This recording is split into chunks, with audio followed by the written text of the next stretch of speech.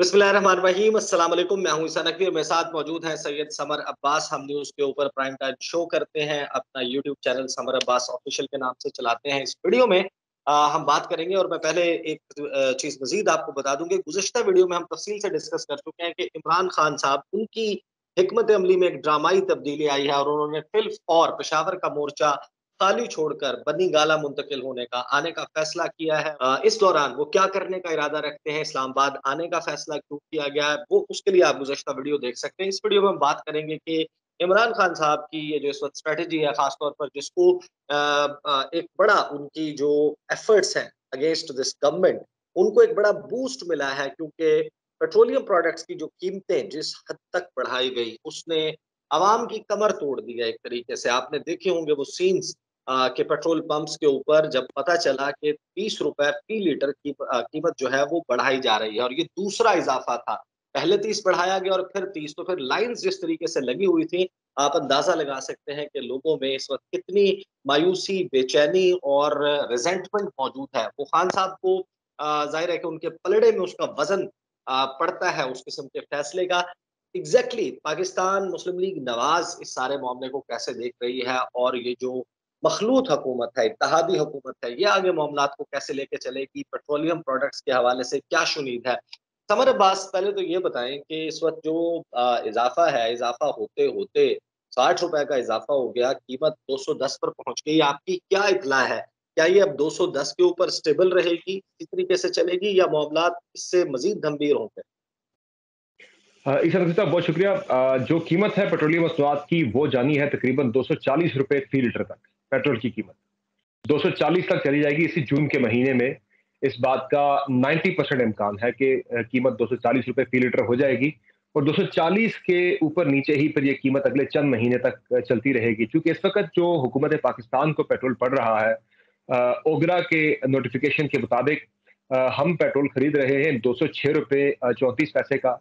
उसमें फिर freight margin आप रख लें ₹4.25 का और उसमें ओएमसीज़ का मार्जिन आप रख लें तकरीबन ₹3.5 का और डीलर्स कमीशन रख लें ₹4.25, तो ये तकरीबन मिला के जो पेट्रोल की इस वक़्त कॉस्ट पड़ रही है वो तकरीबन ₹217-18 का गवर्नमेंट ऑफ पाकिस्तान को पड़ रहा है। तो ₹217 का पेट्रोल खरीद के अवाम को अभी भी गवर्नमेंट ₹209 का दे रही है। यानी कि ये फैक्ट्स हैं, ये वो हक़ाइक़ हैं, मैं कोई गवर्नमेंट की पोज़ीशन को जस्टिफ़ाई नहीं कर रहा। ये वो हक़ाइक़ हैं जो कि मौजूद हैं सरकारी रिकॉर्ड के अंदर कि कितने का पड़ रहा है पेट्रोल, कितने का अवाम को दिया जा रहा है। तो 217 का लेके हुकूमत अवाम को ₹209 का दे रही है, ₹8 का दे रही है, सब्सिडी गवर्नमेंट दे रही है। अब वो सब्सिडी एक तो खत्म होनी है, वो सब्सिडी अगले मरहले में ये किस्त वार गवर्नमेंट खत्म कर रही है। तो 15 जून को मुतवक्का ये है कि वो ₹8-9 की सब्सिडी भी विथड्रॉ कर ली जाएगी। फिर पिछली इनके जो आईएमएफ के साथ हमारी जो डील हुई है, जो शौकत तरीन साहब ने भी जिस पे दस्तखत किया था, उसके मुताबिक हमने हर महीने ₹4 पेट्रोलियम डेवलपमेंट लेवी जो वफाकी हुकूमत सरचार्ज लेती है पेट्रोल के ऊपर, एक टैक्स होता है ये भी सेल्स टैक्स के अलावा, जीएसटी के अलावा, तो ₹4 हर महीने हमने इंक्रीज़ करना है। ये हम आईएमएफ के साथ एग्री कर चुके हैं। तो 4 में ₹4 अगले महीने, ₹4 उससे अगले महीने, ₹4 उससे अगले महीने, हर महीने ₹4-4 बढ़ते चले जाएँगे, साथ ये भी। और जीएसटी भी गवर्नमेंट ने अब लेना है अवाम से। जीएसटी के मामले पे भी कोई किसी किस्म की नरमी अवाम के साथ नहीं बरती जाएगी, चूँकि गवर्नमेंट ने टैक्सेस भी इकट्ठे करने हैं। तो तकरीबन ये जीएसटी पेट्रोलियम डेवलपमेंट लेवी की ₹4 से ज़्यादा ही ली जाएगी और ₹9 की जो इस वक़्त जो प्राइस डिफरेंशियल क्लेम है, जो यानी गवर्नमेंट कह रही है कि हम सब्सिडी दे रहे हैं अवाम को, सस्ता पेट्रोल दे रहे हैं, वो ₹9 भी कवर करके तकरीबन ये प्राइस ₹240 पे चली जानी है हर सूरत में। अच्छा समर, इसमें मैं आपको अपना इनपुट दे देता हूँ कि देखिए ये गवर्नमेंट का काम होता है कि गवर्नमेंट इसको किस तरीके से मैनेज करती है। इसी मैनेजमेंट का, इसी का नाम गवर्नेंस है कि आप बिल्कुल। इस वक़्त ₹206 अगर आपको पेट्रोल मिल रहा है, आपके पास ऑप्शंस हैं। अगर आप रशिया को अगर आप कर सकते हैं रीच आउट, जहाँ से हमारे सामने हमारे ईस्टर्न नेबर की एग्ज़ाम्पल है कि वो 30% कम प्राइसेज़ के ऊपर वो खरीद रहे हैं, तो आप अपना लेवी भी लगाएँ, आप अपना सेल्स टैक्स भी लगाएँ, आप इस सारे मामले को मैनेज करें। लेकिन जब आपकी परचेज़ जो है वो कम प्राइस के ऊपर होगी और ये मामला ये सारे कहते हैं कि इस हद तक पहुँच चुका था कि कि कोई कोई मामला नहीं हुआ था, ये जो कहते हैं। यहाँ पर तो जब फरवरी का महीना था, फरवरी की 22-23 तकरीबन मार्च की 23 या 24 तारीख को जी। एक्सप्रेस ट्रिब्यून में ये खबर छपती है कि कौन-कौन सी कंपनी रशिया की उन कंपनीज़ से जो कि अरेबियन सी में जो स्ट्रेट ऑफ हॉर्मुज़ है वहाँ पर ऑपरेट कर रही हैं, उनके साथ बार्गेन करके कि उनके ऑर्डर्स जो जिन एरियाज में वो डिलीवर नहीं कर सकते, रशियन कंपनीज वहां डिलीवर करेंगी और उसके अगेंस्ट ये कंपनीज पाकिस्तान को डिलीवर करेंगी ऑयल। यहां तक बातचीत हम्म। चली गई थी। ये तो गवर्नमेंट का काम होता है। फिर ओपेक जो है उसने अब ये फैसला कर लिया है कि वो अपनी प्रोडक्शन बढ़ाएगा, ओपेक प्लस रशिया। और फिर जो बाइडेन का दौरा होने वाला है सऊदी अरेबिया का, और अगर सऊदी अरेबिया उसमें एग्री कर देता है तो गवर्नमेंट इसको मैनेज कर सकती है और आईएमएफ के साथ भी नेगोशिएट करके इस सारे मामले को एकदम इस तरीके से आप बम नहीं फोड़ सकते अवाम पर। इसी का नाम जो है कि आप इसको गवर्न करें प्रॉपर तरीके से। बहरहाल देखते हैं कि ये सारा मामला कैसे आगे नहीं, मैं चलता है। आपकी बात से बिल्कुल, मैं आपके आर्गुमेंट से एग्री करता हूँ। ये तो मैं बता रहा था, जो जो गवर्नमेंट ने स्ट्रेट एक पोजीशन अपनी रखी है सामने। ज़ाहिर है जो आप बात कर रहे हैं, बिल्कुल मैं आपके पॉइंट ऑफ व्यू से एग्री करता हूँ कि गवर्नेंस नाम ही इसी चीज़ का होता है कि आपने चीज़ें मैनेज करनी होती हैं। एक मद से पैसे निकाले, दूसरी में डाल दिए, अवाम के ऊपर आपको कम से कम मुंतकिल करना चाहिए था। लेकिन आपने सारे का सारा बोझ ही आपने अवाम पे पास ऑन कर दिया है। इसका कोई मुतबादल निकलना चाहिए था। ये बड़ा जुल्म है, बड़ी ज़्यादती है, मैं इसे सपोर्ट बिल्कुल नहीं कर रहा, लेकिन मैं बता रहा था कि ये एक्चुअल पोज़ीशन है इस वक़्त जो होने जा रहा है, जो ये गवर्नमेंट करने जा रही है। ठीक है, आप आईएमएफ के सामने, उनकी शराइत के सामने बिल्कुल लेट गए। आपने कहा ठीक है, आप जैसे कहते हैं हम वैसे कर लेंगे। हुँ, आप उसके के साथ अपनी नेगोशिएशंस में कोई तो मामला कर सकते थे। बहरहाल ये बिल्कुल। मुझे बताएं, हम सियासी पहलू के ऊपर आते हैं, उससे पहले मुझे ये बताएं कि क्या बिजली के जो टैरिफ आया है, इसके हवाले से और ये जो पेट्रोलियम वाला मामला जब वो कनेक्ट होता है, जो सरचार्ज ऐड होता है, जो अब हमारे बिलों में फ्यूल प्राइस एडजस्टमेंट की मद में, तो उसका क्या इम्पैक्ट आने का इम्कान? ईशा नबी साहब, बात यह है कि इस वक़्त हम जो खरीद रहे हैं, जो हम आरएलएनजी से बिजली पैदा करते हैं। आरएलएनजी की कीमत थी आज से कुछ महीने पहले तक 15 से 1600 रुपए थी पर एमएमबीटीयू। आज आरएलएनजी जो हम स्पॉट बाइंग हमने की है, वो हमें 4500 रुपए पर एमएमबीटीयू पड़ रही है।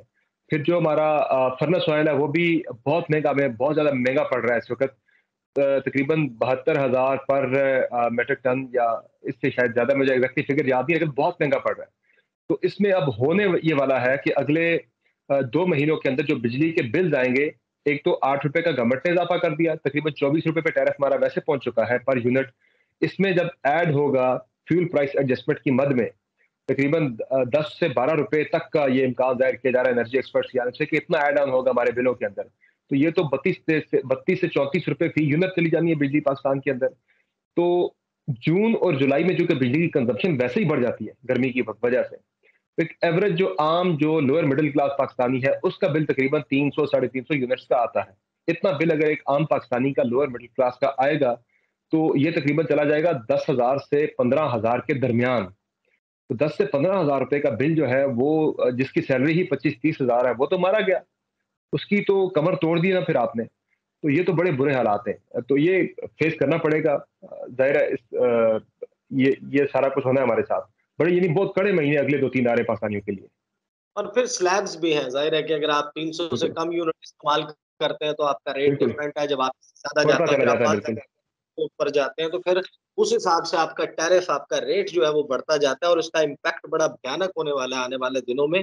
और वो जो पेट्रोल की वजह से आपने अवाम की चीखें सुनी, वो शायद अब जो है वो हिचकी और सिसकियों में तब्दील होंगी, जिससे ये इम्पैक्ट आपके सामने आएगा कि बिजली के मद में। और ये सारा ज़ाहिर है कि मामला, इसमें ज़ाहिर है कि मामलात इमरान खान साहब अगर वो भी कंटिन्यू कर रहे होते, ये इम्पैक्ट ज़रूर आता। लेकिन जो सियासी बिल्कुल, गैर है, इस सारे रिजीम चेंज वाले मामले की वजह से, इस ऑपरेशन रिजीम चेंज की वजह से, उस सियासी गैर यकीनी की सूरत-हाल ने मामलात को मज़ीद एग्रावेट किया और उसका जो इम्पैक्ट है, वो अनकंट्रोलेबल है। इस सारी सूरत-हाल में आप मुझे ये बताएँ कि मुस्लिम लीग नवाज़, उसकी क्या हिकमत अमली है? पहले सुन रहे थे जब ये लंदन जाकर मुलाकात करके आए थे कि जनाब, लंदन में तय ये हुआ है कि 2-3 स्ट्रैटेजीज़ थी जिनको डिस्कस किया जा रहा था।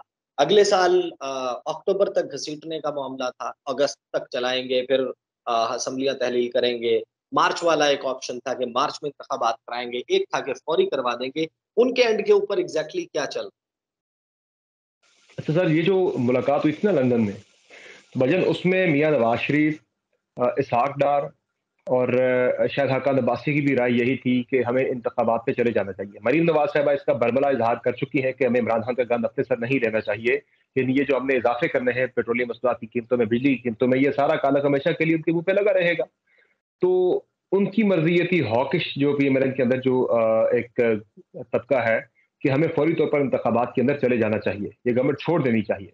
मियाँ नवाज शरीफ तो बिल्कुल तैयार थे कि ये गवर्नमेंट आज गई, कल गई, ये सारी बातें चल रही थी।